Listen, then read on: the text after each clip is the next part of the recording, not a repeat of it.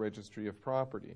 And this can be done through an attorney that you hire or an individual with expertise in reviewing title, or you can also work with title insurance companies, many of whom have established in Mexico and offer title insurance in Mexico.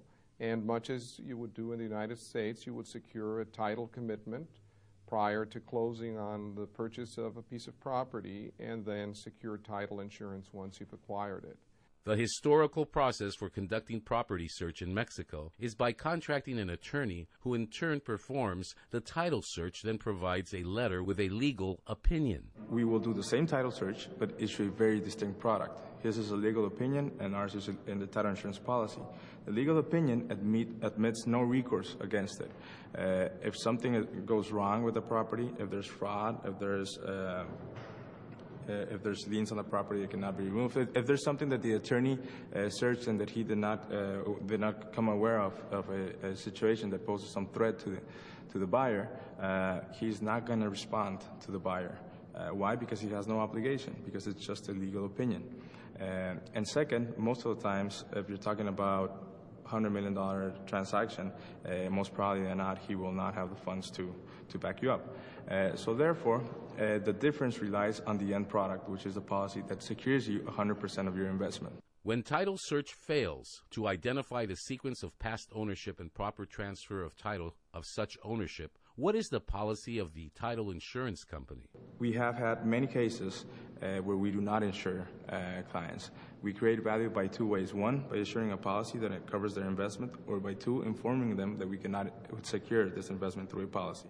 Many developers require a deposit from buyers at time of purchase in many cases while the residence has not been constructed or in the process of construction. During that period, you can put down a deposit on the property, much as you would do so in the United States. You obviously try to have that money placed in escrow, and that would be the recommended course of action. Now, in reality, many developers in Mexico will ask you to actually release the deposit to them. Some others will put it in escrow, and others offer bonding to guarantee the reimbursement of the deposit. Obviously, from a legal perspective, what we would recommend is always to keep the money in escrow.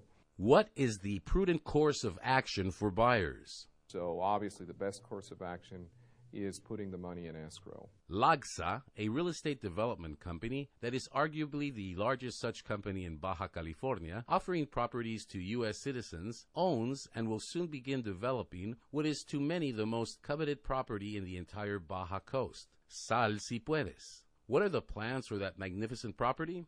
Well, the plans that we have for Sal Si Puedes, and as you mentioned, a piece of property that everyone that has traveled to Ensenada through the scenic road has seen it, the last 35 years, and everyone has mentioned or everyone has thought of owning a piece of property in that particular space. Sal Si Puedes is actually a very nice sized property. It's about 750 acres of land. It's a big piece of property. And there we're bringing in some people from the United States also to do some of the master plan. We're contracting Cunningham Group from Malibu to do some of the architectural work. We're contracting Wallace Group from San Luis Obispo to do some of the work in the master plan. And we're joining forces with the right people and the right teams to really bring a master plan community for that area. For 80 years, the Rosarito Beach Hotel has been the most prominent landmark and most visited resort by Southern Californians for several generations. The hotel will break ground on one of the first high-rise hotel condo projects in Baja California in the near future to begin delivery in 2008 to buyers. And we decided to do a condo hotel on the property for people interested in vacationing, having their own condo, and just having fun here at the hotel with all the amenities that we always include. CS Financial, a California private mortgage bank headquartered in Beverly Hills, California, that underwrites $2 billion annually of mortgages and construction loans, has entered the Mexican market. What are the services and reasons for entering the market? We currently have products that are focused primarily on American citizens. or American residents. Larry Kelly decided to retire in Rosarito Beach 7 years ago. How has he found the experience to be? Decided when I retired that this is where I had to be. I love the whole atmosphere, the people, the culture, the food, everything. Was it a difficult decision to make? Not at all. That first weekend coming down, I bought in that same weekend, and since then I'm on my fourth home now. The importance of real estate reform in Mexico is of great interest to American buyers. Uppermost is the assurance that real estate agents are knowledgeable and abide by a strict code of ethics, while being policed by competent legal authorities.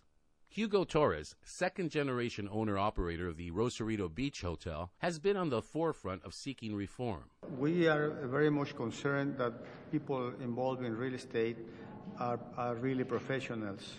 Mr. Torres was a co-founder of Adetur, a membership organization of Baja coastal developers who agreed to abide by a code of ethics, obtain title insurance for the properties proposed for development, and offer the same to buyers, and obtain all applicable local, state, and federal permits as applicable to their development.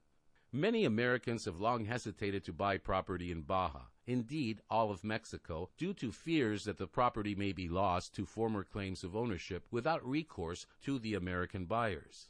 What are the reforms taking shape that will prevent this type of event from occurring as it has, though rare, in the past?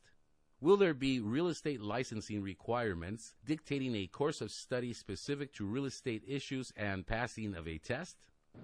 So our main goal is to have the state government of Baja California and the Baja California Congress approve a proposal that the Association of Realtors has presented, in which they will require a license before they come and start selling real estate.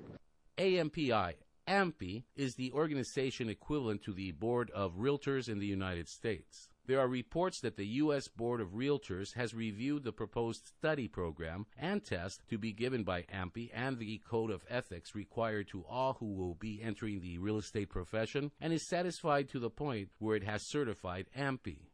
Reforms for real estate professionals is a very positive step, but representations to buyers are only as good as the ethics, warranties, and representations made by the developers. We have with us Diane Gibbs, Baja Californian Realtor.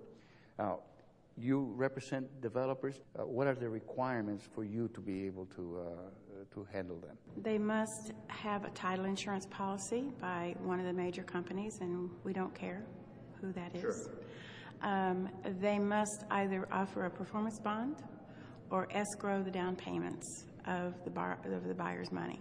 The real estate boom in the U.S., California included, seems to be slowing and in some places regressing. What will be the effect on the Baja real estate boom? I think that financing is definitely bringing in a new sales technique to these developers and the real estate companies. I also would make one comment to the market slowing. I think actually what we saw is, we saw a boom. And what we're seeing now is maybe a stronger market coming into Baja, because as opposed to speculators, now you're getting buyers that really believe in the marketplace from a standpoint of the culture and what's there to live with.